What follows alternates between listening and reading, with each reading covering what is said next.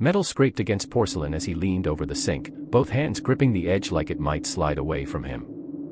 The fluorescent light buzzed overhead, tired and merciless, turning his skin a sickly gray.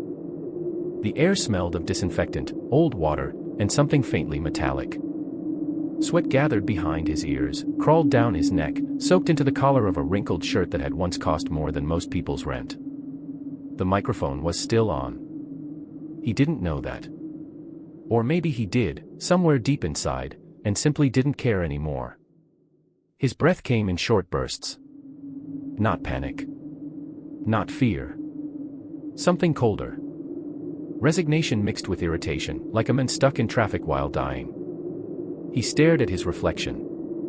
The eyes looking back were sharp, alert, and profoundly bored, as if the world had failed to entertain him for far too long. "There it is," he muttered, barely louder than the drip of water from a loose faucet.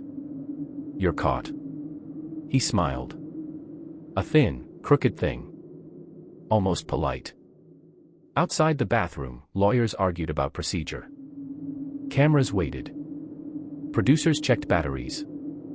Everyone believed the story was still unfolding, that there were revelations ahead, twists yet to come. They thought truth was a destination. Inside the bathroom, truth was a whisper spoken to no one in particular. "Of course I did," he said softly, as if confessing to a stain on the carpet. A shrug followed. A small laugh escaped him, dry and involuntary. "Killed them all, of course." The words hung in the air, weightless and fatal. No thunder. No dramatic pause.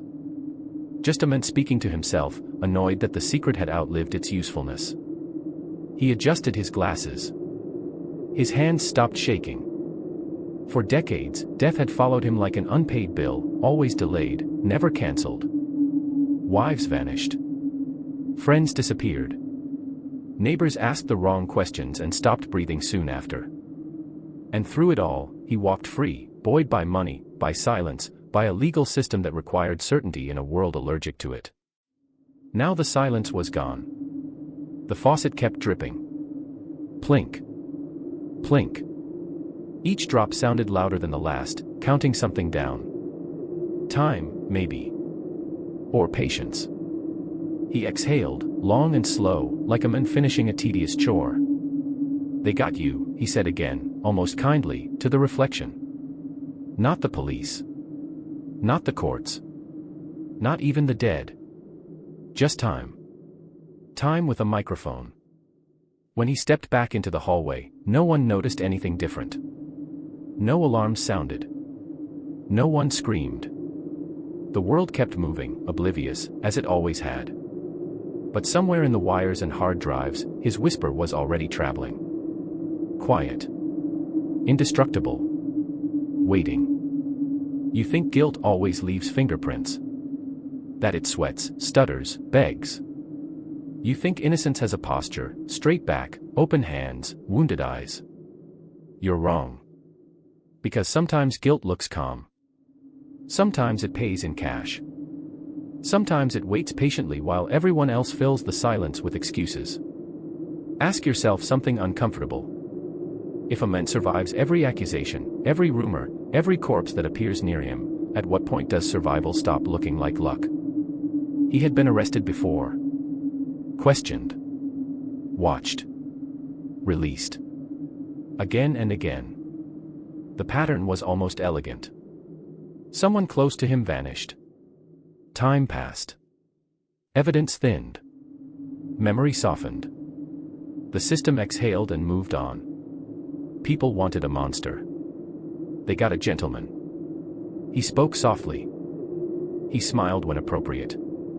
He corrected lawyers with a politeness that felt rehearsed, like a dinner guest pointing out a misplaced fork. When asked about death, his answers were neat, symmetrical, and empty. No anger. No tears. No visible fear. That was the first mistake. Everyone was looking for emotion. He offered none. And so they assumed there was nothing inside. But emptiness is not innocence. Consider this. What if truth isn't loud? What if it doesn't fight to be believed? What if it waits quietly for decades, confident that time, not justice, will do the heavy lifting? The night his wife disappeared, there were details that didn't fit. A neighbor heard something. A stain appeared where it shouldn't have. A story shifted, just slightly, like a chair moved an inch to the left. Nothing dramatic. Nothing usable. Just enough to make the air feel wrong. Police wrote reports. Friends shrugged. Money smoothed the rest. Years later, a body would surface in water dark enough to swallow secrets. Years after that, a woman would hesitate before opening her door to someone she thought she knew. Each time, the same question returned, softer, more tired than before.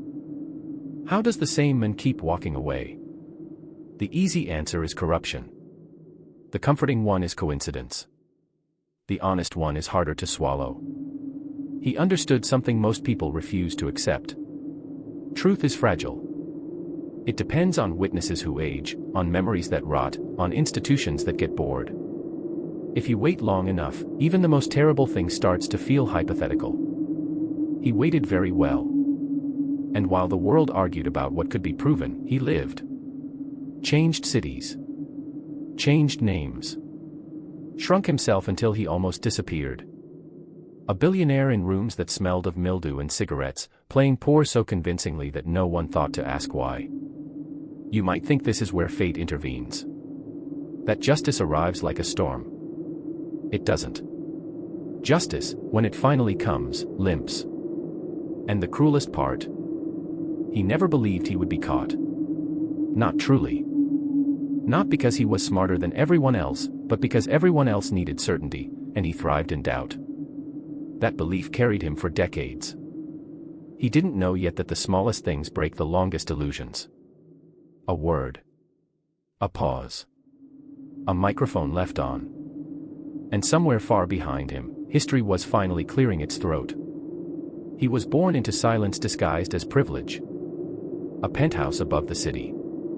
Elevators that whispered instead of rattled.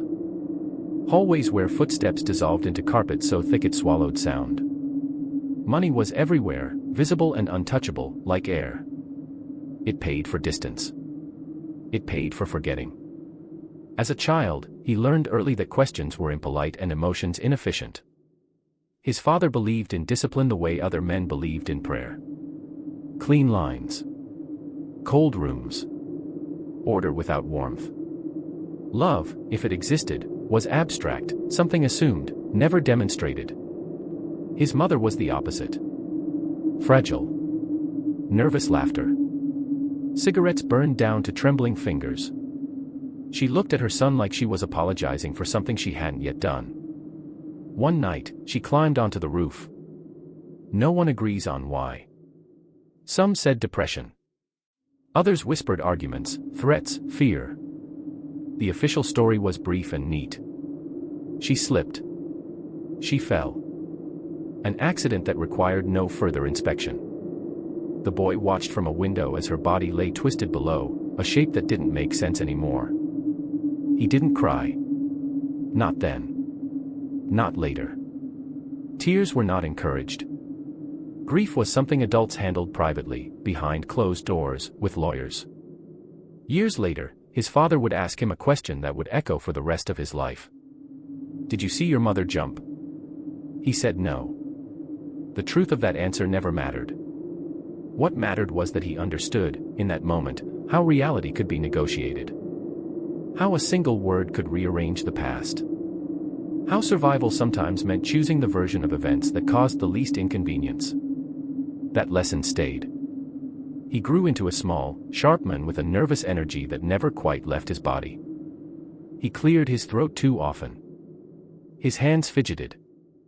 His eyes darted, always scanning, always calculating. He spoke like someone afraid of being misunderstood, or worse, understood too well. Schoolmates described him as odd. Not cruel. Not kind. Just distant. A presence without warmth. Someone who laughed a second too late, or not at all. Money followed him everywhere, but it didn't soften him. It insulated him. Consequences bounced off. Problems were handled by other people with briefcases and calm voices. If something became uncomfortable, it was moved. If someone became inconvenient, they drifted away.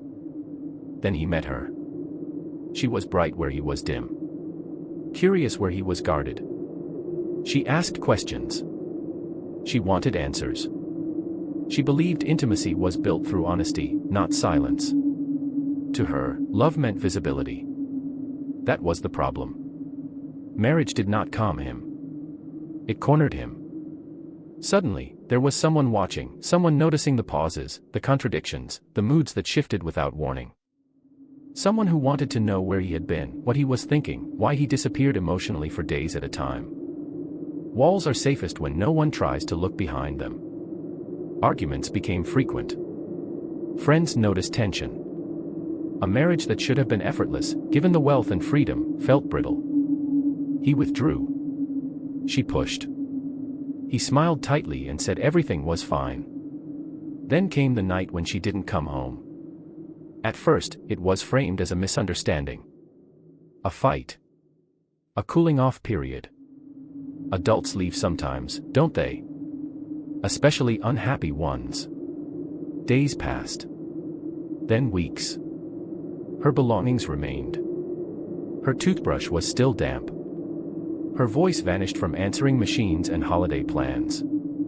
The apartment felt staged, like a life paused mid-sentence. Police asked questions.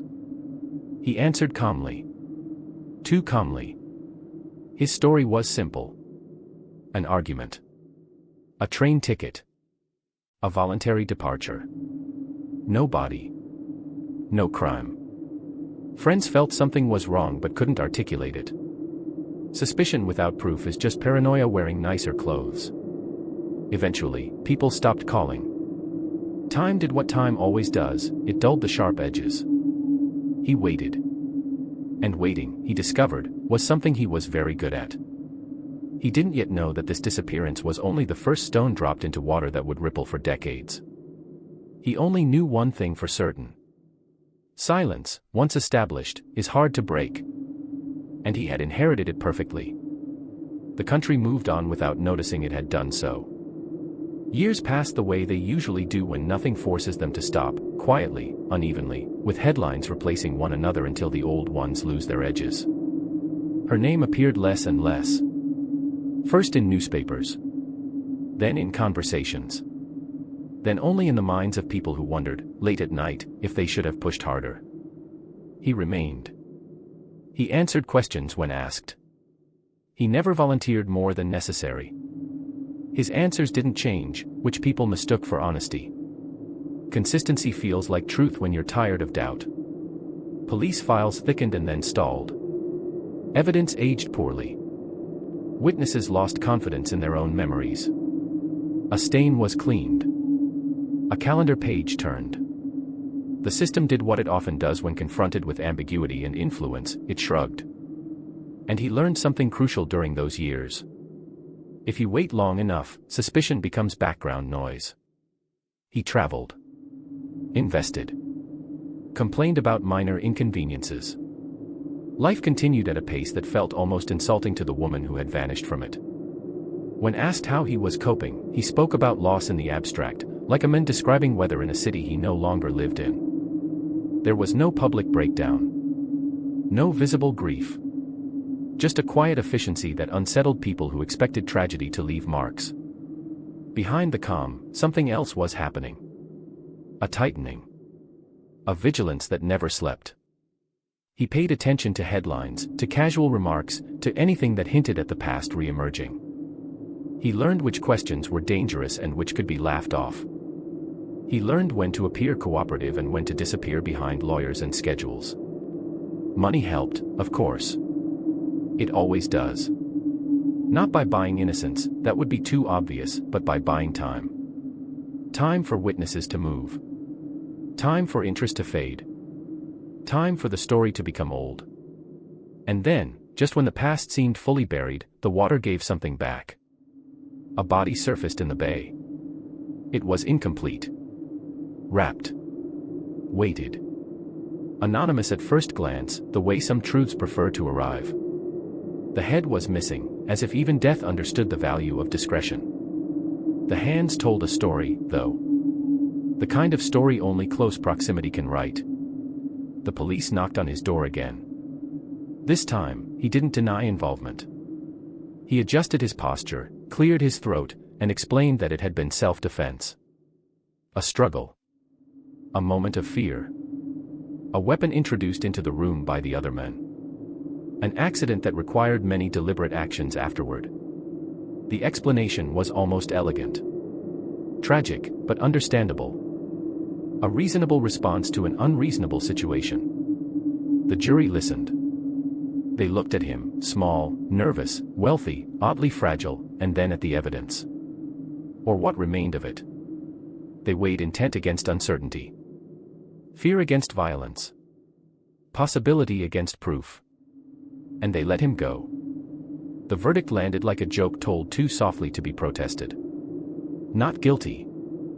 The words carried a kind of dark comedy, the kind that makes you laugh only because the alternative is screaming. Outside the courthouse, cameras flashed. He smiled, briefly. Relief flickered across his face, followed by something else. Not joy. Not triumph. Confirmation. He had crossed a line and discovered there was nothing on the other side waiting for him. No lightning. No reckoning. Just more time. After that, reinvention became less a strategy and more a habit. He changed names like coats. Changed cities like moods. He chose places where no one asked questions, where buildings smelled of damp carpets and old smoke. Places where loneliness was common and curiosity was expensive. He became smaller on purpose. Less noticeable. A man hiding in plain sight, protected by the assumption that danger announces itself loudly. He didn't know yet that the most dangerous thing he carried was not his money or his past. It was his confidence. Confidence that silence would hold. Confidence that the story was over. Confidence that no one was patient enough to wait him out. Somewhere, far away, someone was still watching. Still remembering. Still collecting fragments. And the water, once disturbed, never truly goes still again. She lived alone and liked it that way. A small place. Clean but cluttered. The kind of apartment that smelled faintly of perfume, dust, and old paper. She talked too much when she was nervous and not enough when she wasn't. Neighbors described her as sharp, curious, the sort of person who noticed patterns and didn't immediately dismiss them as coincidence. She had noticed him. He introduced himself with a name that wasn't his. Wore clothes that looked borrowed from another life. Spoke politely, carefully, as if each sentence had been rehearsed once and then quietly approved. To most people, he was forgettable. To her, he was strange in a way that felt intentional. They spoke occasionally. Small talk. Complaints about the building. The weather. Nothing intimate. Nothing threatening. But she listened. She noticed his posture stiffen when certain topics surfaced. How his smile arrived a fraction of a second too late. How his eyes moved when he thought no one was watching. Curiosity, once awakened, is hard to sedate. She mentioned him to friends. Half joking. Half serious. A neighbor with secrets always sounds like the beginning of something more interesting than it is. Until it isn't. One afternoon, she received a visit she hadn't expected. A knock that was firm but unhurried. Familiar, but wrong. She opened the door to someone she thought she knew and realized, too late, that familiarity can be a disguise. What happened inside that apartment was quick and messy and deeply human. No grand plan. No cinematic struggle. Just fear colliding with desperation. A life ending not because it had to, but because it was inconvenient. When the police arrived, they found confusion. A body. No witnesses willing to be certain. The kind of uncertainty that spreads easily when facts are thin and stories arrive pre-fractured. And then there was the letter. An envelope addressed with blocky handwriting. A brief message. An attempt at sympathy. 2 spelling errors that matched something else. Something older. Something buried. Chance has many disguises. This one looked like a mistake. Investigators stared at the paper longer than necessary. Patterns began to surface. Not enough to accuse. Just enough to reopen doors that had been quietly sealed. Meanwhile, he ran. He didn't sprint. He didn't panic. He drifted. Moved the way smoke does when a window opens. Across states. Across identities. Across expectations. He became smaller, stranger, harder to recognize, a wealthy man performing poverty with unsettling dedication. He rented a room that smelled like rot and cigarettes. He wore old clothes. He spoke less. He watched more. For a while, it worked. But the past is patient. And unlike people, it doesn't forget. Years later, cameras arrived. They didn't look like threats. They looked curious. Friendly. Interested in nuance. In perspective. In giving him the chance to tell his side. He liked that. Liked the control it implied. Liked the idea of shaping the narrative instead of dodging it. He spoke. He corrected. He smiled. He believed he was winning. What he didn't see, or chose not to, was time tightening around him again. Not dramatically. Not loudly. Just steadily. Because sometimes the end doesn't come as a knock on the door or a pair of handcuffs. Sometimes it comes as a question asked one too many times. And sometimes, it comes with a microphone left on in a room that smells like disinfectant and old water, waiting for a whisper that thinks it's alone. The questions kept coming. Soft at first. Curious. Almost friendly. Then sharper. Repetitive. Slightly rearranged, like a lock being tested by someone patient enough to try every combination. He answered them all. Sometimes twice. Sometimes 3 times. Each answer consistent, each pause measured. Consistency, again, doing most of the work. But age is an unreliable ally. The body betrays what the mind tries to manage. His voice weakened. His hands trembled more noticeably. His memory slipped at the edges, not enough to alarm him, just enough to create seams. And seams invite pressure. The cameras didn't accuse. They waited. Silence stretched. He filled it, the way people always do when they believe they're in control. Anecdotes. Corrections.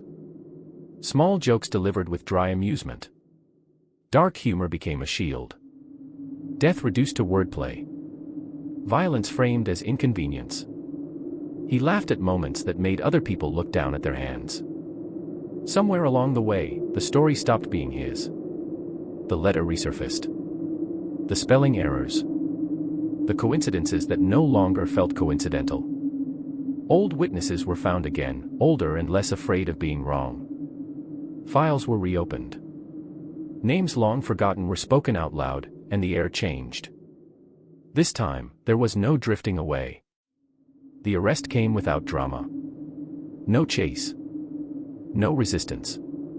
Just paperwork, metal cuffs, and a man who looked more annoyed than surprised. He had expected this eventually. Not justice, attention. Attention that had been overdue. In court, he appeared smaller than ever. Frail. Ill. A body failing in ways that invited sympathy. The defense leaned into it. The prosecution ignored it. The past, finally given structure, took its place between them. Testimony accumulated like sediment. Each fragment alone was unimpressive. Together, they formed something heavy. He listened as people spoke about lives he had outlasted. About fear. About silence. About moments they wished they could replay. He corrected details when necessary. Old habits die hard. The verdict came slower than anyone wanted. Guilty. The word landed without ceremony. No gasps. No cheers. Just the dull finality of something that should have happened long ago. He nodded once, as if acknowledging a clerical update. Prison was not what punished him. His body was already doing that work. Illness advanced with indifference. Cancer doesn't care about money, or reputation, or legal history. It takes what it takes. He joked about it. Even then. Even near the end. Humor, black to the point of collapse, remained his last language. Regret never arrived. If it did, it kept quiet. When he died, there was no revelation. No final confession. No truth delivered neatly to the people who wanted it. Just a death certificate and a list of unanswered questions that would never be shortened. The victims remained partial stories. Incomplete sentences. Footnotes that deserved chapters. And the whisper in the bathroom remained. Not as justice. Not as closure. Just as evidence that sometimes the truth doesn't emerge because someone wants to tell it. Sometimes it leaks. Sometimes it waits decades. And sometimes, it survives everyone involved, not to comfort us, but to remind us that silence is never empty. It's just patient. History did not end with him. It rarely does. His name remained, detached from the body that once carried it, floating between headlines, documentaries, late-night conversations that begin with curiosity and end in discomfort. Robert Durst became less a man and more a case study, a shorthand for something people struggle to articulate. How far can silence go before it becomes violence? The apartments he lived in emptied and refilled with strangers who would never know what had passed through those walls. The courtroom benches cooled. Evidence returned to boxes. Files were archived, not because they were complete, but because time demands closure even when truth refuses to cooperate. What survived were fragments. A wife who never came home. A friend who trusted the wrong moment. A neighbor who noticed too much. Their stories remained unfinished, not because they lacked meaning, but because meaning requires witnesses, and witnesses are fragile things. People argued about motives. About psychology. About whether he was evil or merely empty. The debates felt academic, almost indulgent, compared to the blunt reality that some lives ended and others did not, and the difference had nothing to do with morality. Money insulated him. Time protected him. Doubt fed him. And yet, none of that saved him from the smallest betrayal of all. Not a detective. Not a jury. Not even the dead. Just a microphone. Left on. Indifferent. There is a temptation to call that poetic justice. To believe the universe balances itself with irony and timing. But that's a comforting fiction. The truth is less elegant. Justice didn't arrive on cue. It limped in late, exhausted, and incomplete. What people call closure was, in reality, exhaustion, the point at which there are no more questions left that can be answered by the living. His death closed nothing.